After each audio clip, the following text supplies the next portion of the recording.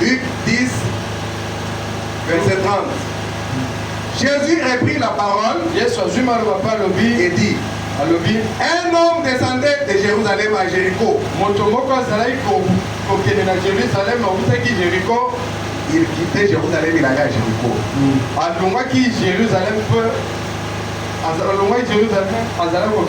Un homme descendait de Jérusalem à Jéricho. Il tomba au milieu de brigands. Il est de prière. Les chargèrent des coups. Et s'en allèrent les laissant à demi-mort. Un sacrificateur qui par hasard descendait par le même chemin,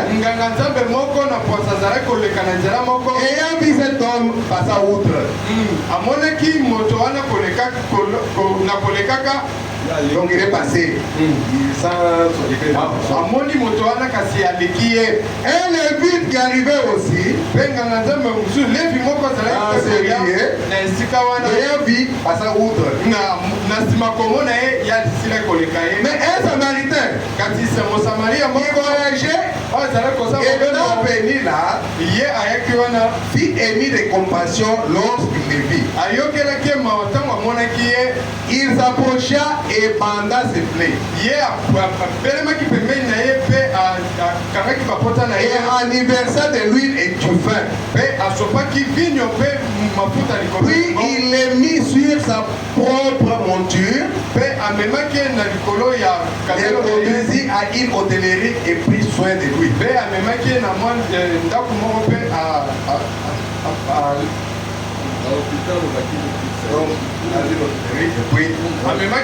Voilà, pris soin de lui. Le lendemain, il dira deux deniers. Les donna à l'autre.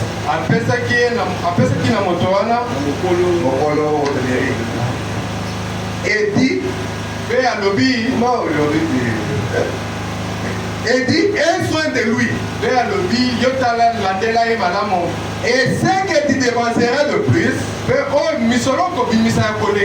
te le rendrai à mon retour. Et le Seigneur ajoute les bénédictions à la lecture de sa parole. Vous pouvez vous asseoir. Ce matin, nous avons un petit sujet. Et dis-moi que nous devons à cela. C'est le mystère des deux deniers à l'adoration. Le mystère des deux deniers dans l'adoration. Donc c'est que c'est un mystère. C'est le mystère là des deux deniers qu'il a sorti. Et nous verrons que ces deux deniers ont un rôle dans l'adoration.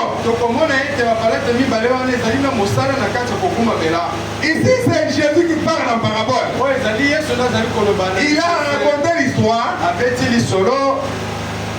d'un monsieur qui quittait Jérusalem qui allait à Jéricho. Amen. Amen. Donc il quittait la ville sainte. Il allait à Jéricho, une ville maudite. Il avait rétrogradé. C'est ce que Frère Branham nous dit. Il a quitté Jérusalem. Il a rétrogradé. Sur le chemin, il a croisé des bandits, des démons, des diables. Alors nous allons voir un peu ce mystère. Les deux deniers que les bon samaritain a sorti. C'est l'histoire du bon samaritain. Mais nous allons l'aborder d'une autre manière. Nous n'allons pas parler du bon samaritain, comment il était bon. Comme nous l'avons toujours entendu parler partout dans des églises. Oh, le bon samaritain. Aujourd'hui nous parlons des deux deniers. C'est vrai que c'est le bon samaritain qui a sorti cela. Et Jésus parlait en parabole. Et c'était caché. Et vous verrez que ses disciples, pour lui demander, mais pourquoi tu n'as pas toujours parabole? Jésus a dit, il leur parle la parabole pour qu'ils ne comprennent pas. Mais en vous, il nous a été donné de connaître les mystères du royaume. C'est que c'est un mystère. Alors ici nous allons voir les mystères des derniers. L'adoration. Amen. Amen. Parce qu'ici il s'agit d'un mystère. Une parabole, c'est un mystère. Là-dedans, il y a une leçon à tirer. Quand on te parle en parabole, il y a une leçon cachée derrière. La parabole en soi, c'est un mystère. Alors, pour connaître le mystère, il faut que cela te soit révélé. Vous allez d'abord dans Matthieu chapitre 16. Et vous allez voir que c'est sur la révélation et Jésus a bâti son église sur la révélation. Amen. Matthieu chapitre 16, à partir du verset 14. Ici, nous croyons au message de Frère Branham. Frère Branham est notre prophète. Et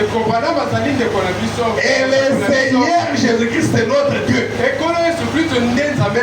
Nous croyons au baptême du Saint-Esprit. Nous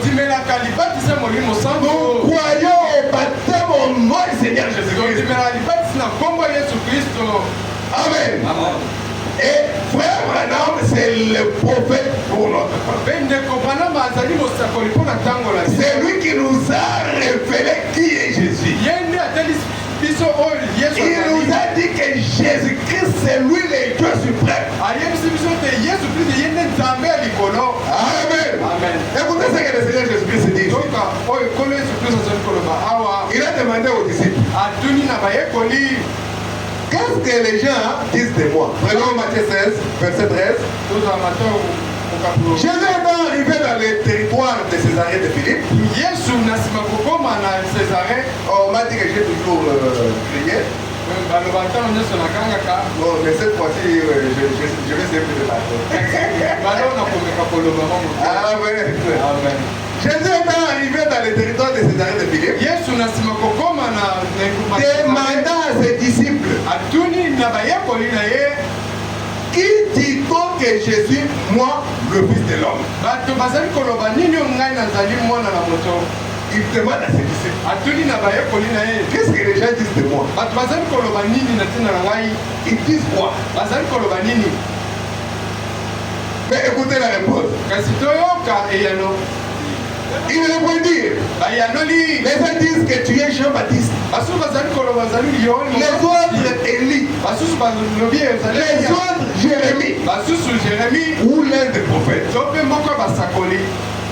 Et Jésus se retourne encore vers eux. Il dit, et vous,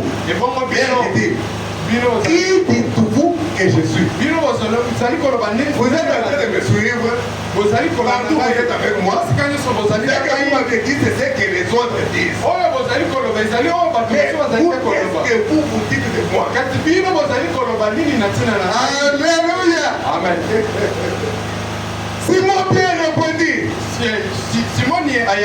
tu es le Christ, le Fils du Dieu vivant. Vous allez dire, mais vous avez dit que c'est lui le Dieu suprême. Mais ici on dit qu'il est le Fils du Dieu vivant. C'est un mystère. Amen. Amen. Amen. C'est un mystère. Notre Dieu, c'est lui le grand Elohim. L'Esprit éternel. qui remplit l'état et l'espace. Toute l'éternité, c'est lui. Avant qu'il ait créé quoi que ce soit, même pas un atome, il était là. À sa pensée, il nous avait vu. Dans sa pensée, il avait un plan. Depuis l'éternité, il était sauveur. Il était rédempteur. Il était créateur. Il était Dieu. Il était Jéhovah Jireh, Jéhovah Rapha, Jéhovah Nissi, Jéhovah Manassé. C'était toujours lui. Amen. Amen. Mais il n'y avait rien. Personne n'était là pour l'adorer. Même pas les anges. Parce qu'il était seul. Alors, la première création, c'était Dieu lui-même. Dans son attribut de Logos, sorti de Elohim. C'était Dieu qui dans l'éternité pour entrer dans le temps. C'est ça le commencement. Madame dit qu'avant le commencement c'était l'éternité. Et au commencement était la parole. C'était Dieu sous cette forme-là qu'il a commencé à créer. Et c'est cette forme-là qu'on appelle le Fils. Le Fils unique engendré du Père. C'est Dieu lui-même sous forme du Fils. Et toute la plénitude de la divinité est venue entrer dans ce corps-là, parole qu'on appelle le Fils. Un jour, cette parole a été faite chair et a habité parmi nous. C'est le Seigneur Jésus-Christ. Toujours Dieu dans son plan. Bon, ce n'est pas notre sujet. Ici nous parlons des deniers. Et leur importance dans l'adoration. Simon Pierre répondit, tu es le Christ et le Fils du Dieu vivant. Jésus reprenant la parole lui dit, tu es heureux, Simon, fils de Jonas, car ce ne sont pas la chair et les sangs qui t'ont révélé cela, mais c'est mon Père qui est dans les cieux. Donc il s'agissait de la révélation. Pierre venait de recevoir la révélation de qui était Jésus. Et Jésus lui dit, tu es heureux, car c'est mon Père qui t'a révélé cela. Et moi je te dis que Dieu est Pierre. C'est sur ces rocs que je bâtirai mon église. Il a dit, je veux bâtir mon église sur la révélation. Amen. Amen. Dieu est Pierre. Et c'est sur cette pierre que je fais bâtir mon église. Amen. Amen. Et je te donnerai les clés du royaume. Ce que tu diras sur la terre sera dit dans les cieux.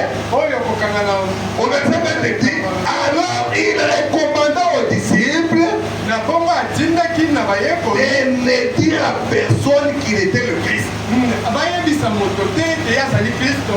Donc, c'est que c'est resté un mystère. C'est ça notre Dieu. Il révèle aux saints et cache aux autres. C'est ça la manière de faire de Dieu. Amen. Amen. On n'a pas encore commencé notre leçon. Je pense qu'on a commencé en retard. Mais je pense à partir de maintenant, là, on peut prendre une heure. Parce que même à 12h30, on termine. Parce qu'en principe, les portes s'ouvrent à 9h30. Et donc la méditation commence. Soit nous mettons la prédication du prophète, soit nous mettons la musique de méditation. Et à 10h juste, on commence le culte par des cantiques. Et à 10h30, c'est la prédication. Et ça va jusqu'à 12h juste. Nous avons 1h30 de prédication. Aujourd'hui, vous allez me supporter. On a commencé avec 45 minutes de retard. Parce qu'ils étaient en train d'essayer le matériel. Bon, ils n'ont pas encore fini, mais ça donne quand même. Ok. Que Dieu soit loué. Écoutez un peu le Seigneur Jésus-Christ avec ses disciples. J'ai dit ici que le Seigneur Jésus parlait toujours en parabole. C'était pour cacher aux autres. Nous allons revenir à un autre bon samaritain. Parce que c'était une parabole. La parabole, c'est quelque chose de caché, mais qui contient une leçon dedans. Et cette leçon, ça, c'est ça la révélation.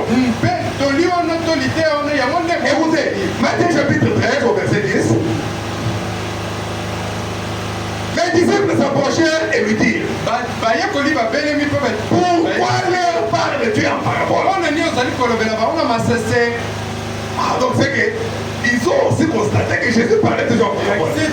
Ils ont demandé à Jésus: mais pourquoi tu leur parles toujours en parabole? Jésus leur répondit: parce qu'il vous a été donné de connaître les mystères du royaume des cieux. Et que cela ne leur a pas été donné. Vous voyez pourquoi Jésus parlait en parabole? Alors, c'est que la parabole du bon samaritain, c'est un mystère. C'est pas seulement c'est que tu écoutes là, tu entends, il était bon, il faut être bon avec les gens. C'est bien. Mais il y a un mystère caché dedans. Mais Madame nous dit que cette personne quittait Jérusalem Jéricho. Donc il quittait la ville sainte.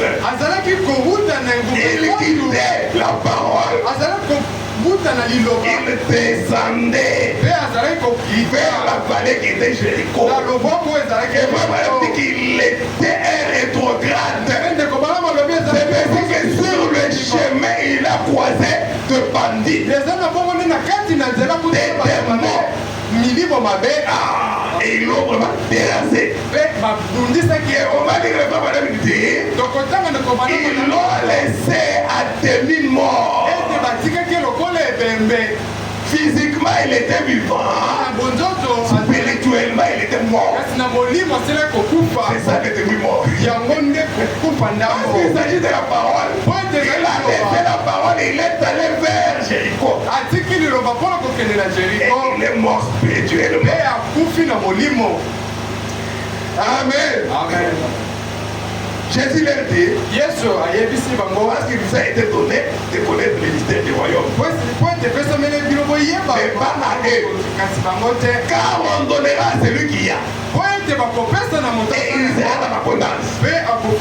Celui qui a des révélations, on lui donnera encore des révélations.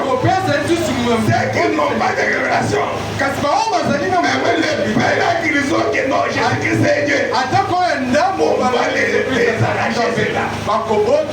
Ils ne sauront même pas Jésus-Christ c'est Dieu, c'est quoi? Alléluia. Amen. Merci Seigneur. C'est pourquoi, verset 13, et leur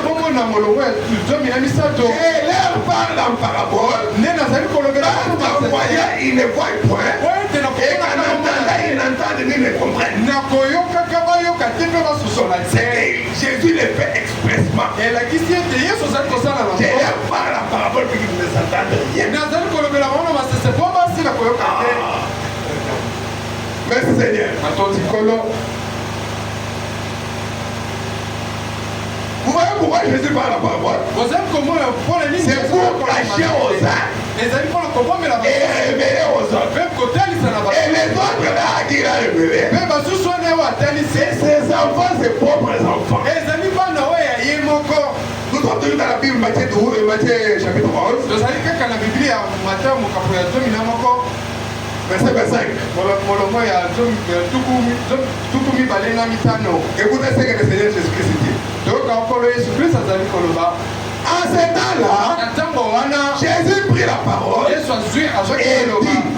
dit, je te loue, Père, Seigneur du ciel et de la terre, c'est que tu as caché ces choses aux sages et aux intelligents, les gens qui vont à l'école pour apprendre Dieu.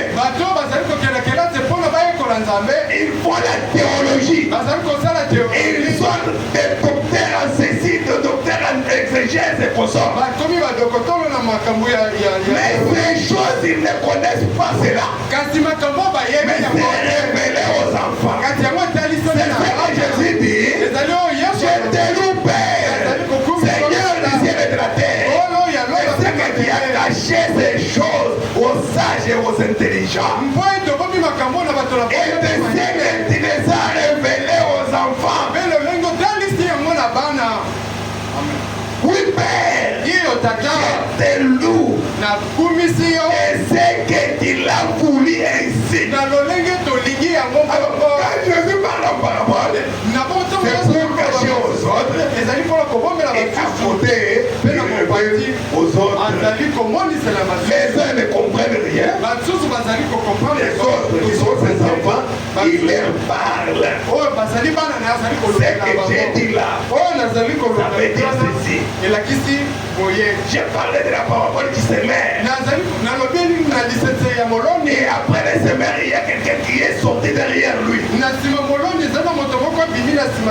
Regardez ce que ça signifie. Mais chez les gens, il a parlé seulement d'un semeur qui s'aimait. Et quelqu'un est venu la nuit, il a semé aussi sa semence. Il n'a rien expliqué. Mais à son peuple, c'est disciple. Il dit, attendez, je vais vous expliquer. Les semeurs, c'est le fils de l'homme. La semence, là, c'est la parole. C'est lui qui est venu la nuit, là. C'est l'ennemi, le diable. Donc c'est comme ça qu'il a commencé à expliquer. Maintenant, écoutez, nous parlons du mystère de Dieu. Alors, ces mystères qui sont dans la Bible, la Bible nous dit dans l'Apocalypse 10 que ça ne sera révélé qu'à la voix du septième ange. Alors, on va nous dire, messieurs, est-ce le signe qui tente de la fin? À partir du paragraphe 113, on va lire en sautant. Il dit, écoutez attentivement. Le septième ange d'Apocalypse 17. Et le messager au septième âge de l'église. Mais qu'au jour de la voix du septième âge, c'est ce que la Bible dit. Quand ils sonneraient de la trompette, les mystères de Dieu s'accompliraient. Même les mystères du bon samaritain. Les dédaignés à l'adoration.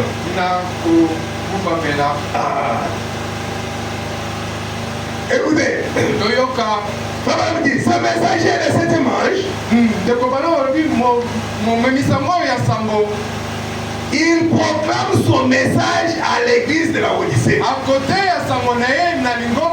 Remarquez son genre de message. Amen. Amen. Oh, cela ne s'adressait pas au premier âge de l'église. Ni au deuxième âge, ni au troisième, ni au quatrième, ni au cinquième, ni au sixième. C'est le septième ange. Apocalypse 10. C'est le septième ange qui a fait ce genre de message. Remarquez son genre de message. C'est accomplir tous les mystères de Dieu qui sont écrits dans les livres. C'est ce que la Bible nous dit dans Apocalypse 10. Tous les mystères seront révélés par le septième ange de l'église de la Odyssée. Le septième ange met fin à tous les mystères qui sont restés en suspense dans toutes ces organisations.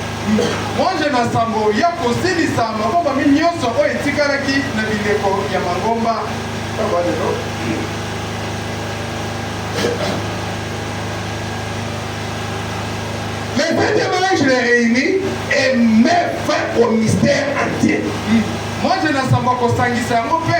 C'est ce que dit la Bible. Il met fin au mystère du livre écrit. Si vous voulez vérifier, vous prenez Apocalypse chapitre 10, 1 jusqu'à 7.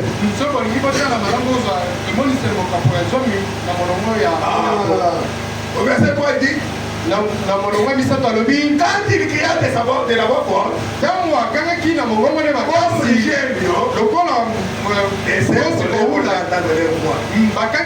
les gens voulaient écrire.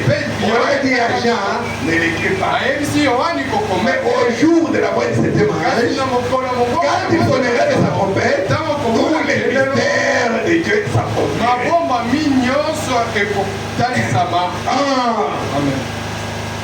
Au verset 7, mais qu'au jour de la voix du septième ange, quand il sonnerait de la trompette, le mystère de Dieu s'accomplirait, comme il l'a annoncé à ses serviteurs de prophètes.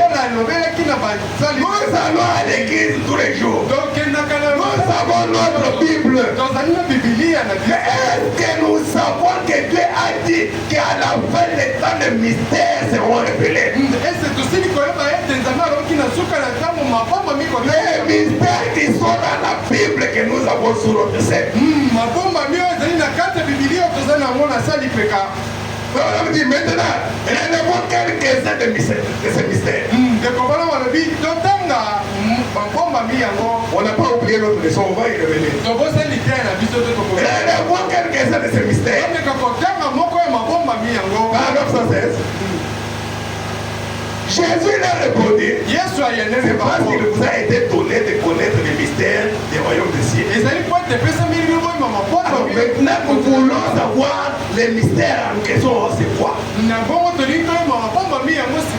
toute façon, un mystère, Frère Branham nous donne la définition des mystères.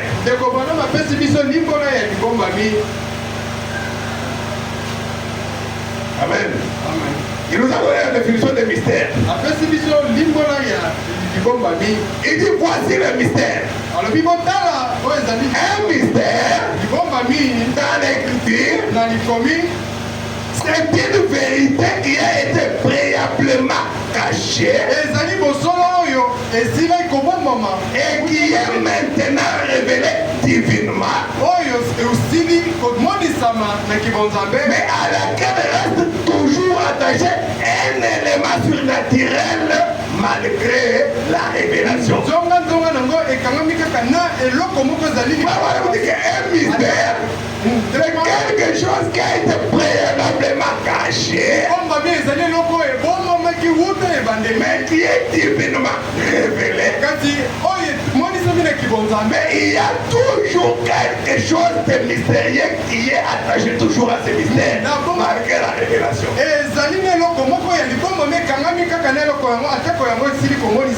Alléluia. Et voilà, on dit le plus grand mystère. Le plus grand les plus grands mystères. Et les grands mystères sont numéro 1. Les mystères du royaume des cieux. C'est ce que nous avons vu dans Matthieu 13. Un jour, on aura développé cela. On va vous dire que c'est un des mystères. Le mystère du royaume des cieux. Le deuxième mystère est le mystère de l'aveuglement d'Israël pendant cet âge.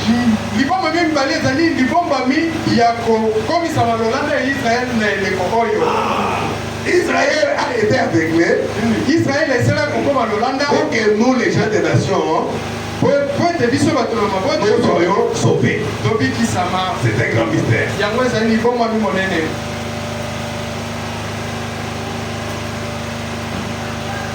Il dit troisièmement, les mystères de la translation des saints vivants à la fin de cet âge. Comme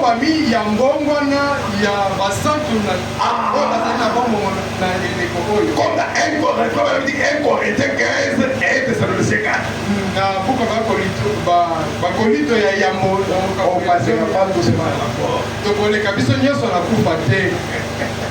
il y aura la translation. Il y aura celles-là qui vont passer par la translation. Alléluia. Le quatrième mystère, c'est celui de l'église du Nouveau Testament formant un seul corps.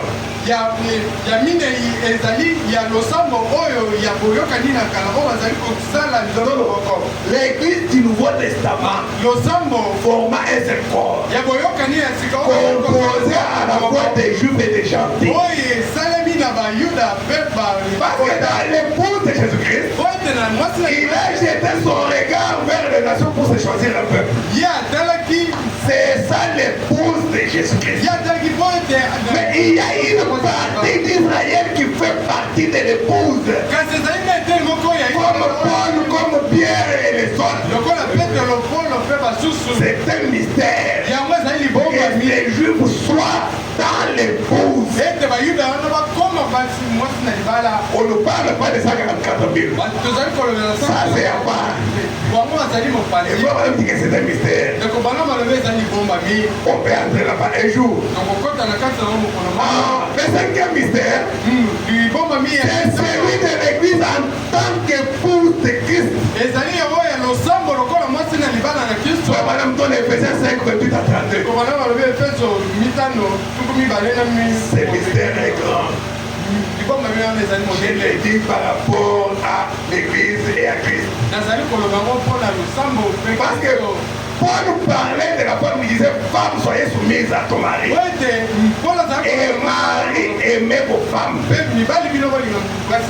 Et Paul ajoute, il dit c'est mystère est grand. Je l'ai dit par rapport à Christ et à son épouse. Le sixième mystère, c'est celui du Christ vivant qui est dans notre lumière aujourd'hui éternellement. Il a donné Hébreux 13, 8, Galates 2, 20. Amen. Ce sont des mystères. Ce n'est plus moi qui vis, mais c'est Christ qui vit en moi. Christ en nous, l'espérance de la gloire. Il y a beaucoup de mystères. Le septième mystère, c'est celui de Dieu, soit de Christ, en tant que plénitude incarnée. La divinité en qui toute la sagesse divine et la divinité sont restaurées dans l'homme.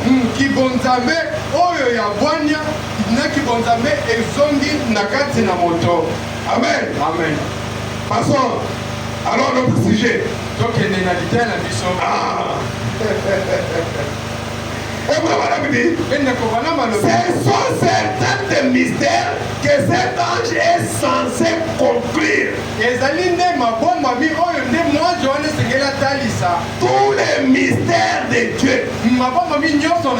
Puis-je dire ceci avec respect et sans faire allusion à moi-même? Et je dis ça avec respect. Je ne veux pas me citer moi-même. Mais plutôt à l'ange de Dieu. Je ne veux pas parler de moi-même. Je le dis avec respect. Je parle de l'ange de Dieu. C'est ange. Alléluia. Amen. Merci Seigneur. Et il dit, la semence du serpent.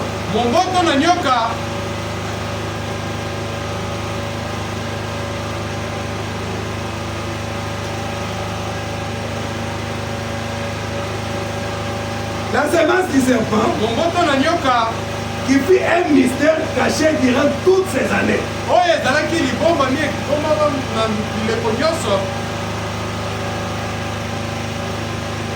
Alléluia. 119. Les mystères du baptême du Saint-Esprit. Sans sensation. Mais la personne de Christ accomplissant en vous les mêmes œuvres qu'il avait faites.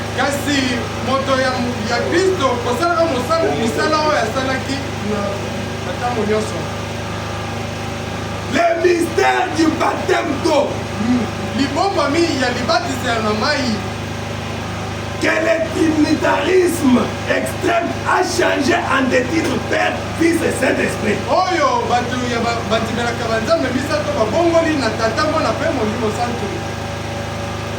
Voilà certains mystères.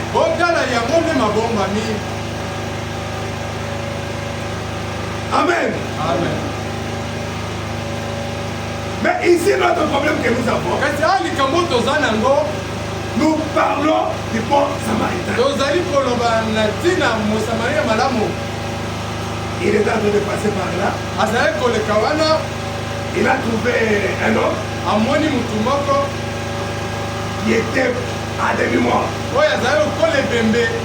Mais seulement cet homme qui était dans Jérusalem pour aller à Jéricho. Frère Madame dit dans l'agneau et la colombe.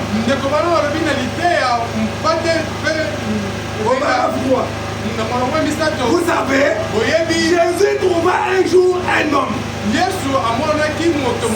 C'était dans une parabole qu'il partait de Jéricho ou plutôt de Jérusalem à Jéricho. Cela montrait que cet homme rétrogradait.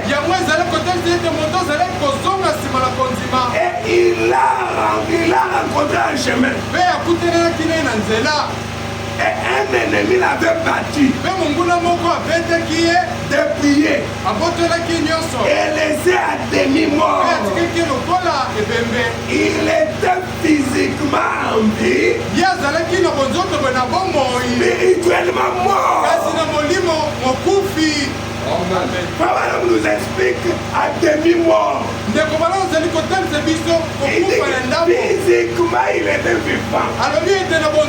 Spirituellement il était mort. C'était une parabole. Il quittait la ville sainte pour aller à Jéricho. Il était voué par interdit. Et que Josué avait détruit. Amen. Amen. Il a laissé la parole pour aller flirter avec le monde. C'était un chrétien frontalier.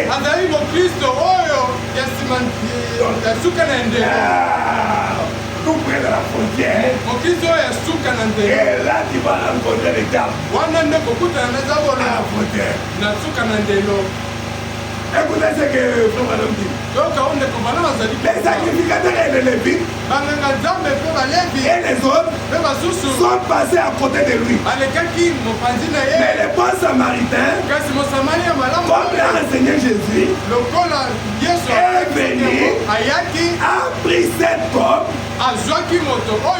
a appliqué de l'huile et du vin. C'est ça que la Bible nous dit. Il a appliqué l'huile et le vin. Nous sommes en train d'avancer vers nos deux deniers. Et qu'est-ce que ces deux deniers font dans l'adoration? Parce que frère Adam dit que les deux marchent toujours ensemble dans l'adoration. Les deux marchent ensemble. Il a appliqué de l'huile et du vin. Il l'a amené dans une hôtellerie. Bon, voilà l'endroit où j'aimerais vous amener. Voilà l'endroit où je voulais vous amener. Il l'a amené dans une hôtellerie. Et il a dit au concierge, prends soin de lui. Et lui remit des sous. Ou ce qu'ils avaient à l'époque. Pour couvrir les frais. Et il a dit, maintenant, s'il a besoin de plus, vas-y tout simplement et prends soin de lui et je te le rendrai à mon retour. Amen. Amen. Merci Seigneur. Et cet homme, on a mis de l'huile, on a mis le vin. Et nous allons voir l'huile et le vin, c'est quoi? Et vous verrez que ce sont les deux derniers. Parce que c'est avec ça qu'il a pris soin de lui sur la route. Et on devait prendre soin de lui à l'hôtellerie avec cela. Ah, le vin et l'huile. Merci Seigneur. Mais cet homme, il n'allait même pas dans une ville de refuge. Vous vous rappelez quand on avait vu les 7 villes de refuge? Il y avait 6 villes. Et la 7e ville de refuge, c'est le Seigneur Jésus-Christ. Parce qu'à l'époque, il y avait ce qu'on appelle la loi du talion. Si tu as tué quelqu'un, on te poursuit, on te tue aussi. Mais pour faire à ce que les gens ne soient pas toujours tués, Dieu avait prévu des villes de refuge. Si quelqu'un court, il entre dans cette ville, l'évangile du sang ne va pas les tuer là. C'est comme quelqu'un, même si on les poursuit par les Balamoura, et il entre directement dans l'ambassade d'Espagne. Ici à Kinshasa, c'est fini, on ne va plus l'arrêter. Même s'il entre dans l'ambassade du Burundi, selon la loi internationale, on ne peut plus l'arrêter. Alors il y avait les 6 villes de refuge. Il y avait Siloé. Il n'allait même pas Siloé. Il y avait Gilgal. Il n'allait pas à Gilgal. Il y avait Sion qui était sur la montagne. Il n'allait pas à Sion. Il quittait la prestigieuse ville, la ville sainte de Jérusalem, pour aller à Jéricho. Il y avait une autre ville, Ramoth en Galade. Il n'allait même pas là-bas. C'était les hauts lieux d'adoration. Les endroits là qu'on appelait les villes de refuge, c'était des hauts lieux d'adoration. Il n'allait pas là-bas. Il y avait Kades Barnea. Il y avait Hébron. Voilà les 6 villes. Botala bingumba motoba. Il n'y avait pas Jéricho. Jéricho ezalaki. Et il quitte la ville sainte. Kasi azalaki kobima na ngumba santu. Il va à Jéricho. Pe azalaki kokende na Jéricho. Frère me dit, il rétrogradait. Ndeko bana alobi ete azalaki kozonga nsima na Et les diables l'ont croisé sur le chemin. Pe nzambo akutani na nzela. Et il l'a tué spirituellement. Pe abomie na molimo. Mais physiquement, tu dis, ah, je suis là. Kasi na bonzoto alobi D'ailleurs, j'ai beaucoup d'argent. Kutu nazali na mbongo ebele. Vous pensez que Dieu n'est pas avec moi. J'ai 4 magasins, non? Nzambe azali na ngate nazali magasin mine. Mais tu es mort spirituellement. Kasi ozali kokufa na molimo. Amen. Amen. Alors maintenant, il faisait quoi? Kasi azali kosala nini? C'est bon Samaritain l'a trouvé. Mosamaritain malamu amoni. Il a trouvé cet homme blessé. Amoni moto azali na. Dans la religion de Jézabel, paragraphe 18, frère madame dit. Il l'a amené à l'hôtellerie. Amemaki na l'hôpital. C'est l'église. Ezali lo sambo.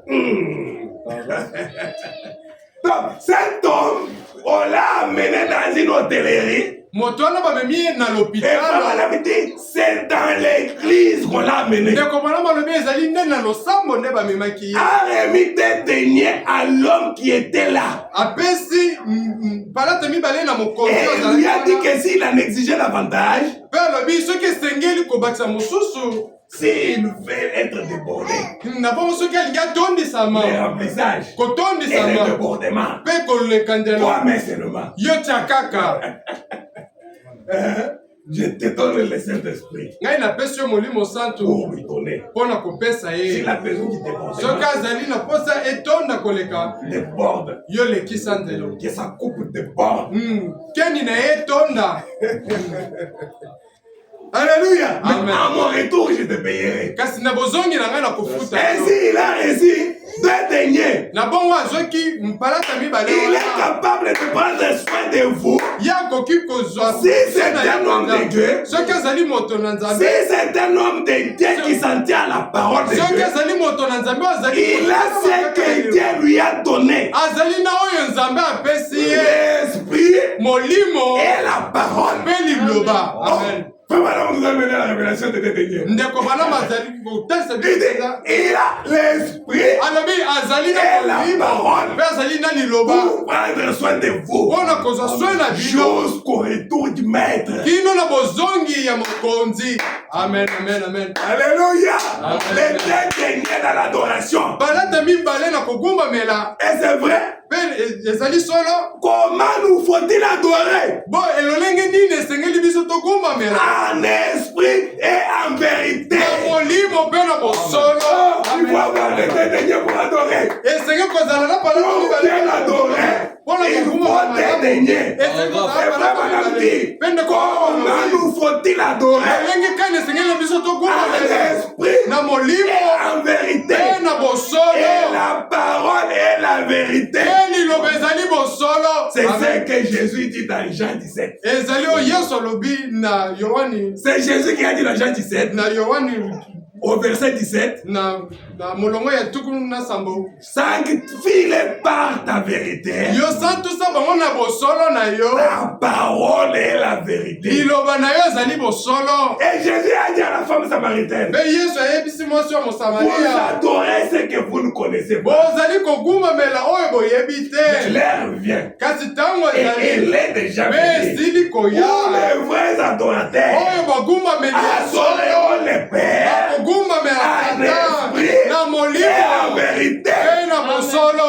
Les Amen. 2 deniers. Alléluia. Bakalata mibale. Amen. Merci Seigneur. Batondi kolo. Merci Seigneur. Batondi kolo. Toujours l'agneau et la colombe, paragraphe 3. Il Kaka continue. bate na ebenga. Et les gens d'Isabelle, c'était une parole. Religion de Jézabel, paragraphe 18.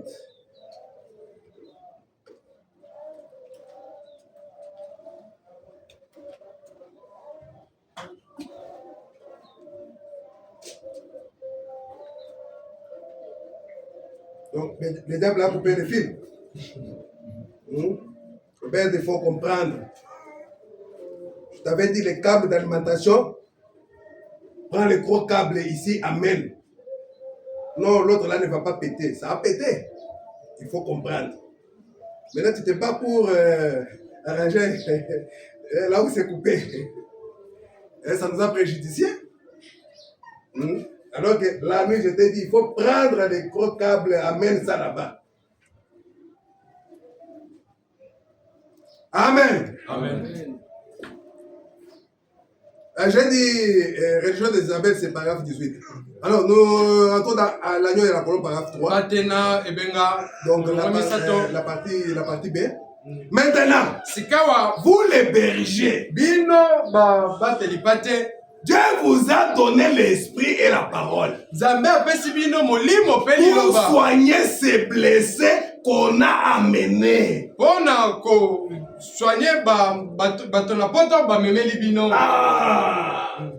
Dieu vous a donné l'esprit et la parole. S'il vous faut autre chose, il s'en occupera lorsqu'il viendra. Alors nourrissez simplement ces brebis. Amen. Amen. Nourrissez simplement ces brebis.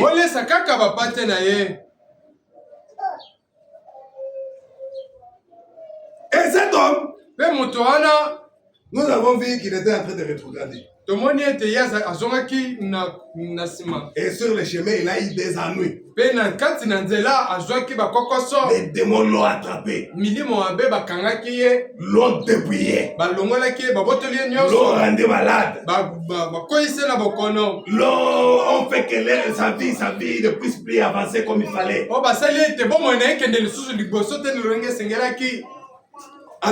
Alors que Jérusalem est sur une colline. C'est ça que Frère Madame nous dit. Dans la veille de Bartimée, paragraphe 18. Jérusalem est sur une colline. Jéricho est dans la vallée. Et le bon Samaritain a trouvé cet homme qui venait de Jérusalem et qui descendait à Jéricho quand il est tombé entre les mains des voleurs.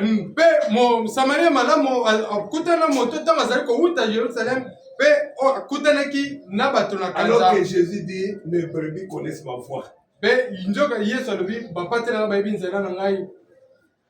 Donc, toute autre personne qui vient après moi, c'est un voleur. Alors il a croisé le voleur sur le chemin.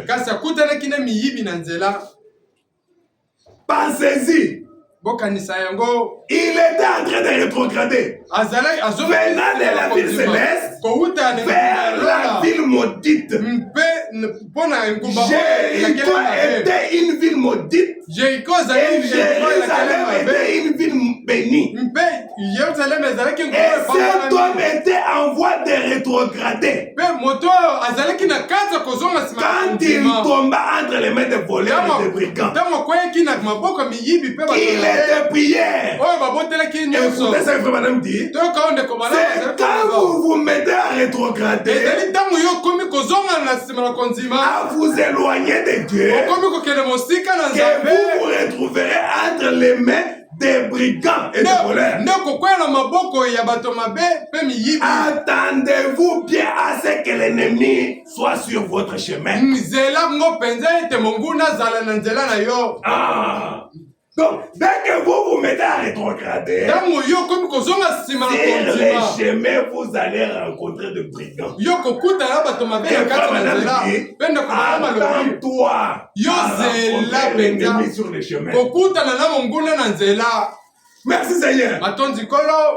Mais maintenant, lui a pris l'huile et le vin. Mais Frère Madame commence à nous parler de l'esprit et de la parole. Est-ce que l'esprit et la parole, c'est la même chose, l'huile et le vin?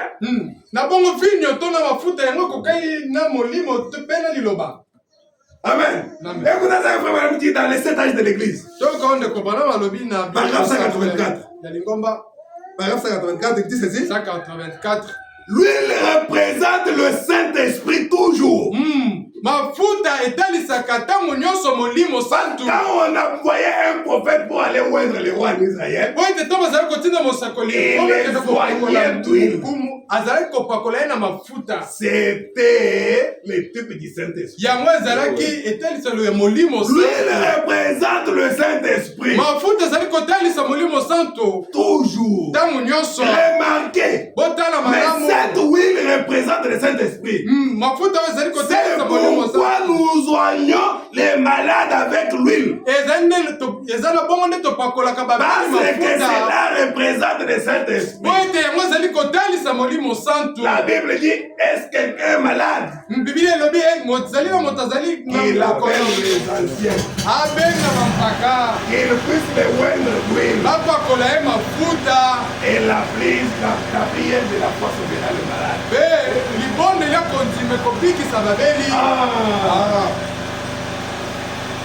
Qu'ils puissent les oindre d'huile. Et madame dit, l'huile représente toujours le Saint-Esprit.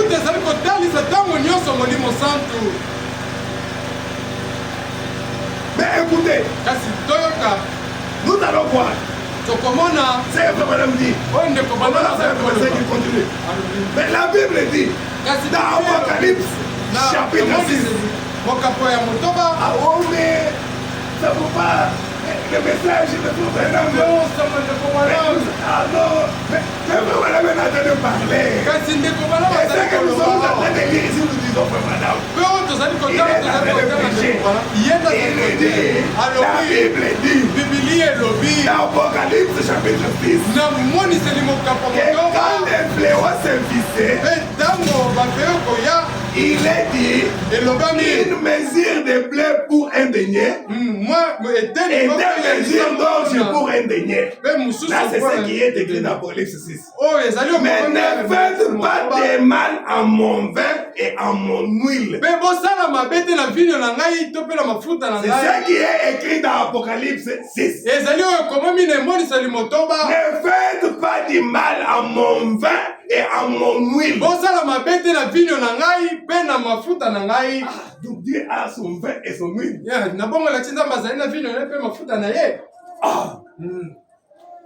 Merci Seigneur. Écoutez, je souhaiterais que nous puissions examiner l'Apocalypse. Qui sont ces vins et cette huile? C'est vraiment la qui demande. Qui sont ces vins et cette huile dans l'Apocalypse?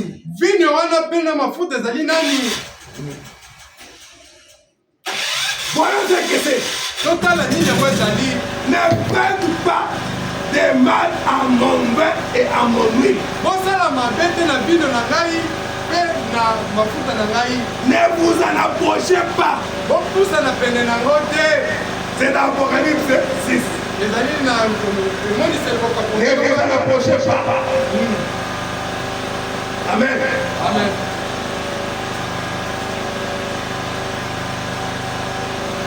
C'était pendant la guerre mondiale.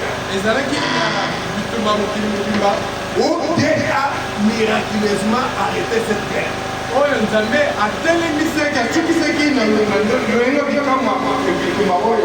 Parce que c'est moi. C'est moi. Son huile et son pain ne devaient pas être touchés. Et il fallait qu'il soit mis de cachet.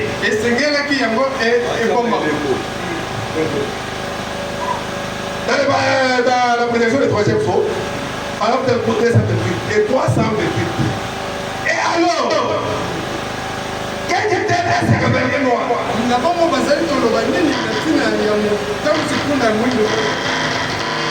faites surtout pas de mal à mon vin et à mon huile.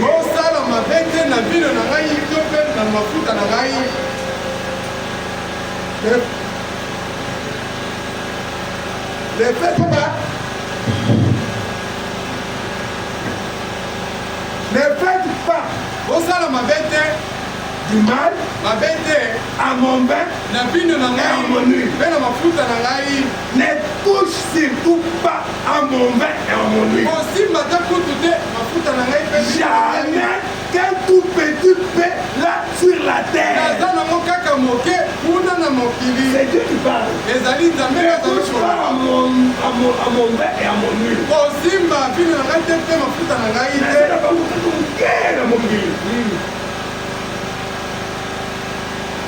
Mais il reste quand même un petit peu là-bas. Oui. Tu peux bien continuer à distribuer toutes sortes de vies que tu fabriques là. C'est ton affaire. Il parle au Satan. Satan, oui. Tu en paieras le prix. Seulement, quand tu rencontreras ces vins et cette huile, laisse cela tranquille. Laisse cela tranquille. Et cette huile-là et ce vin-là, tu vas voir que c'est toi. C'est le Saint-Esprit qui descend sur toi. Qui vit dans ton cœur. Et tu crois la parole. À toute la promesse que Dieu a donnée. Qui devient l'huile et le vin. Et on va dire à Satan, ne touche pas à mes loin. Ils ont loin de quoi? Ils ont la révélation qui est le vin. Et ils sont le Saint-Esprit qui est l'huile. En d'autres termes, c'est ceci. Si tu attrapes quelques-uns faisant partie de mon petit troupeau,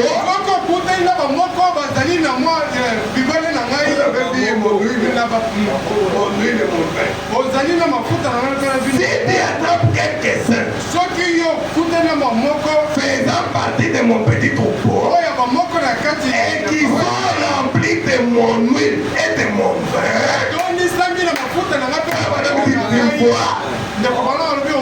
du vin et de l'huile, de la parole pure, et que tu as l'intention de les tuer, ne les oblige pas à réciter oh je vous salue Marie, oh ceci cela, ou avec quelque chose de ce genre à réciter certains de tes credos. Ne les touche pas. Ils savent où ils vont, car ils sont loin de mon huile. Et étant loin de mon huile, ils sont les vins de la joie,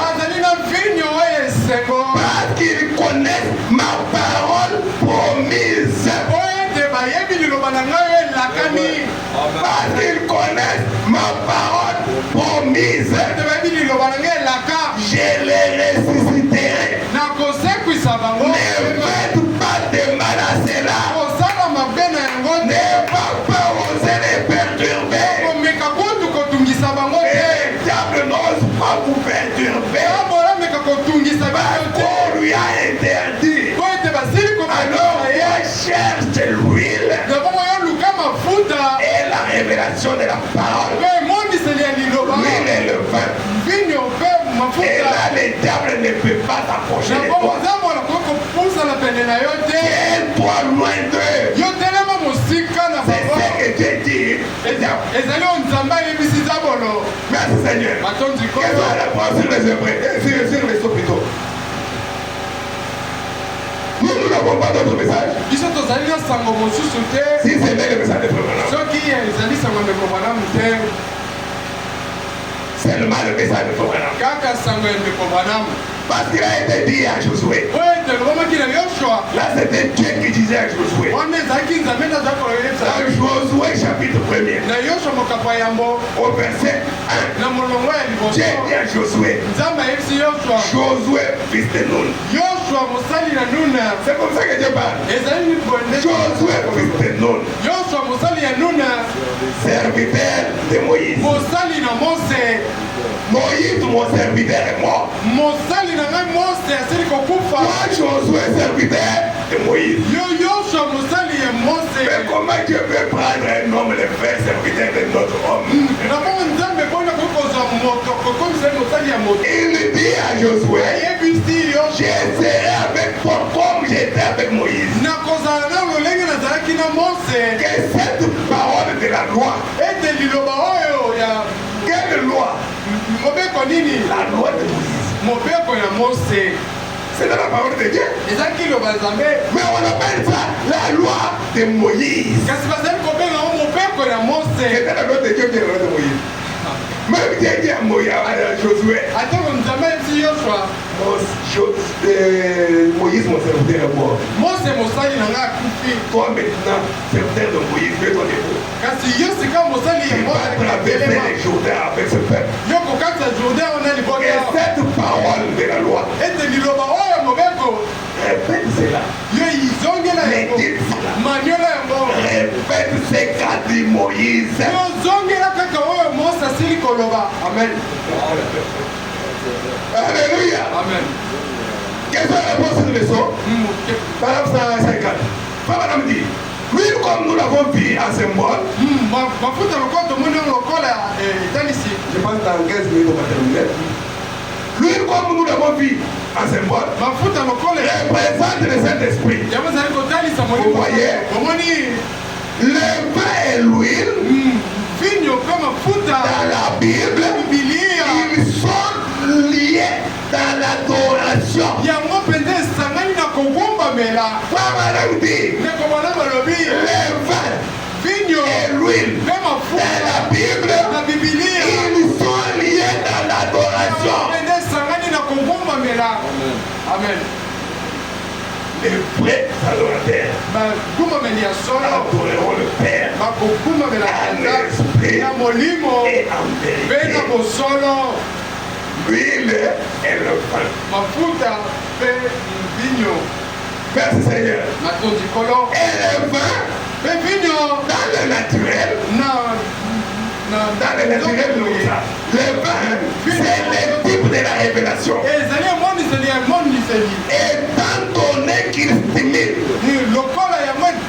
quand quelqu'un prend le vin, vous avez déjà entendu quelqu'un dire, il faut que j'aille voir telle personne. Mais je ne saurais pas vraiment lui parler. Je vais prendre un peu là. Prendre dans son esprit. C'est comme ça que les gens de disent. Il faut l'amener moi et moi. Pour nous donner son esprit. Voilà, on le verra bien. Donc, c'est-à-dire que quand il prend ça, il devient éveillé. Ici, le vin, 10 000.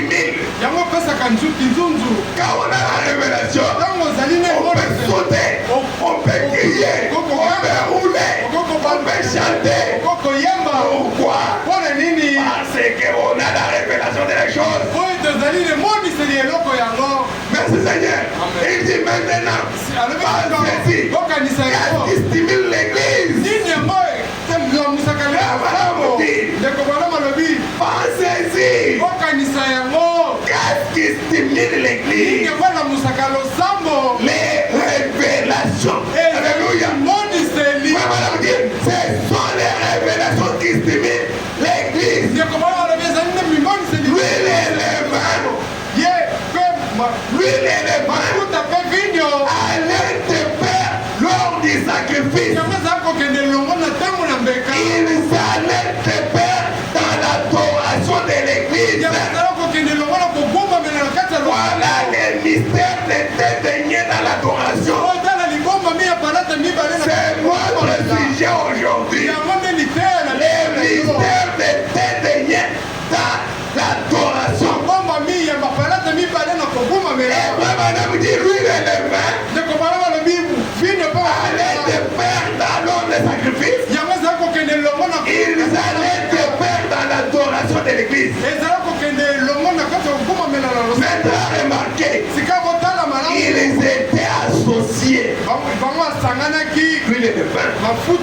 Ils étaient associés. C'est ainsi qu'il lui avait mis de l'huile et du vin. Et il lui a laissé à l'église.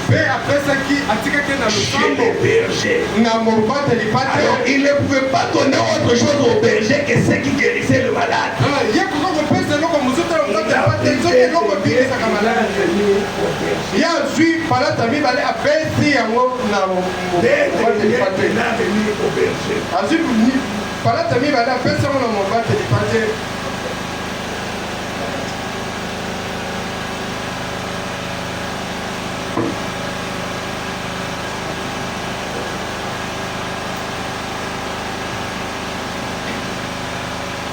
Amen.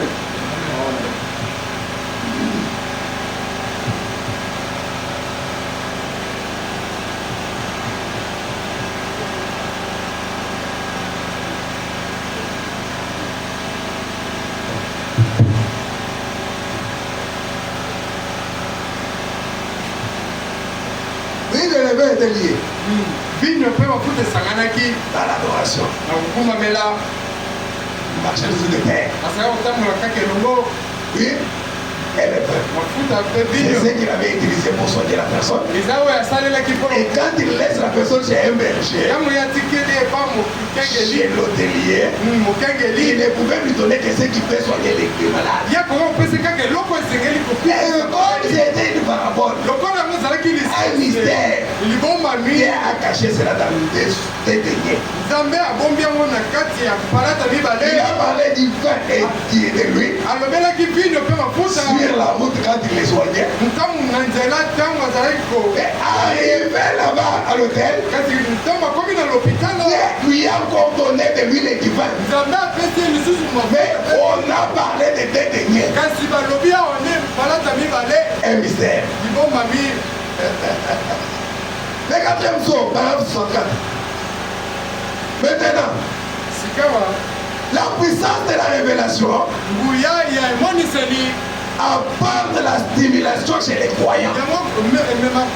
Car la puissance du vin, les vins naturels sert à stimuler. Voyez, il sert à produire de la stimulation chez quelqu'un qui est tout abattu. Les vins stimulent. Eh bien, la révélation de la parole a une puissance qui donne la joie aux croyants. Qu'est-ce qui stimule l'église? Ce sont des révélations. La révélation de quoi? Quelque chose qui était caché. Quelque chose qui est caché, comment on appelle ça? Un mystère. Amen. Alléluia. Amen. Merci Seigneur. Merci Seigneur.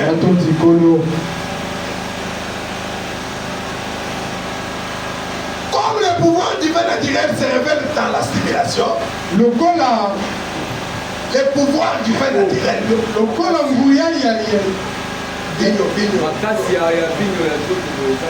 se révèle dans la stimulation. Et il en va de même du vin nouveau. Alors qu'il révèle la parole de Dieu, qui est esprit. Amen.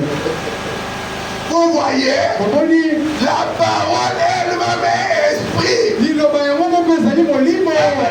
La parole elle-même est esprit. Ça c'est que Jésus a dit à ses disciples. Les paroles que je vous ai annoncées sont esprit et vie. Alléluia. C'est Jésus qui l'a dit. La parole que je vous ai annoncée, c'est esprit et vie. Vous voyez, la parole elle-même. C'est ce qu'il a dit dans Jean chapitre 6. Verset 62-63. Parce que vous allez dire, ah, est-ce que le Seigneur Jésus-Christ a dit ça? C'est le peuple maintenant qui le dit. Écoutez, Jean chapitre 6, verset 62. Et si vous voyez le Fils de l'homme monter où il était auparavant. Verset 63. C'est l'esprit qui vivifie. La chair ne sert de rien. Les paroles que je vous ai dites sont esprit et vie.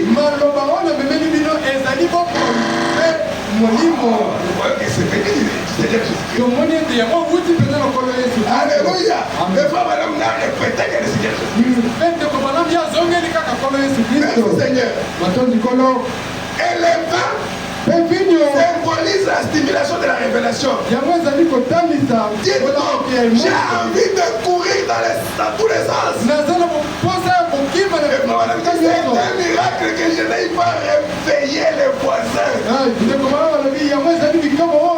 Quand le Seigneur m'a montré cela, il dit, je voulais sauter, je voulais crier, je voulais réveiller les voisins. Il dit, c'est un miracle que je n'aille pas fait cela. La stimulation de la révélation, vous voyez.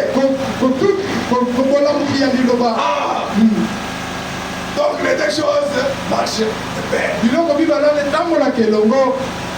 On prend la dernière citation.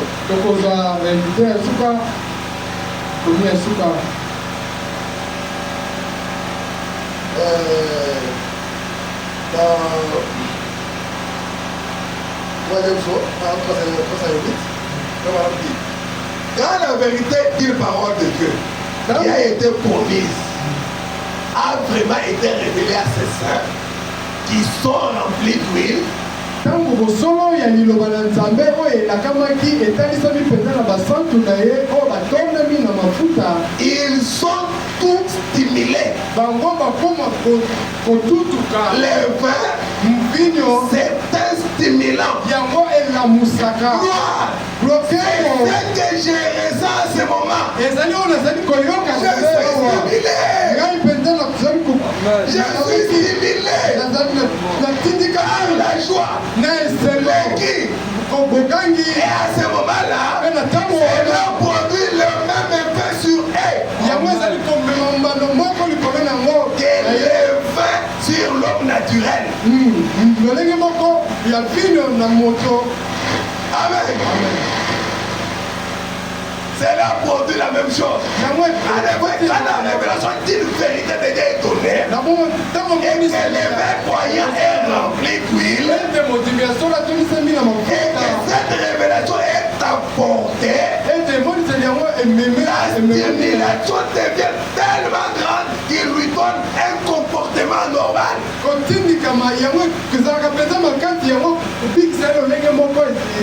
Et la chambre haute, ils sont descendus en titubant. Un comportement anormal. Et les gens sont venus. Et il est encore 9h du matin. Et ils sont déjà eu à 7h. Les disciples descendant dans la chambre de la chambre haute. La Bible dit qu'ils titubaient. Rempli de vin. Et d'huile. Et ce que Jésus avait promis, il a confirmé. Restez à Jérusalem. Jusqu'à ce que vous serez revêtis de la puissance d'en haut. L'Esprit survient sur vous. Vous serez mes témoins à Jérusalem, dans toute la Judée et partout jusqu'aux extrémités de la terre. Et alors, quelle joie j'éprouve dans mon cœur quand je vois sa promesse pour ces derniers jours. Oh, il avait promis de le faire. Est-ce que vous êtes dans la joie quand vous voyez la parole promise pour ces jours être accomplie? Oh, il avait promis de le faire. Et voici que je vois cela confirmé et régner parfaitement vrai. Amen. Vous m'entendez dire, je me sens religieux. Quand vous m'entendez dire, je me sens religieux. C'est qu'il motive ça. Je me sens religieux. C'est là que vous m'entendez dire ça. Amen. Voilà ce que cela fait. La révélation devient tellement grande. Je suis presque au point de me comporter drôlement. Vous savez, la stimulation de la révélation.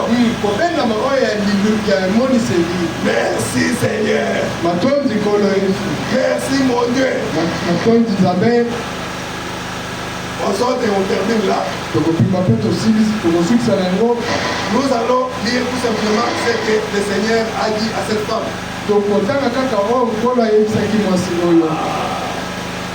Dans Jean 4, verset 23 et 24. Mais l'heure vient et elle est déjà venue où les vrais adorateurs adoreront le Père en esprit et en vérité. Les deux derniers dans l'adoration. Voilà les mystères qui retenaient les deux derniers. Et la vérité. La vérité qui est la parole. La parole révélée. Qui donne la stimulation. Car ce sont là les adorateurs que le Père demande. Et le Seigneur Jésus-Christ continue au verset 24. Dieu est esprit. Et il faut que ceux qui l'adorent et les deux démons.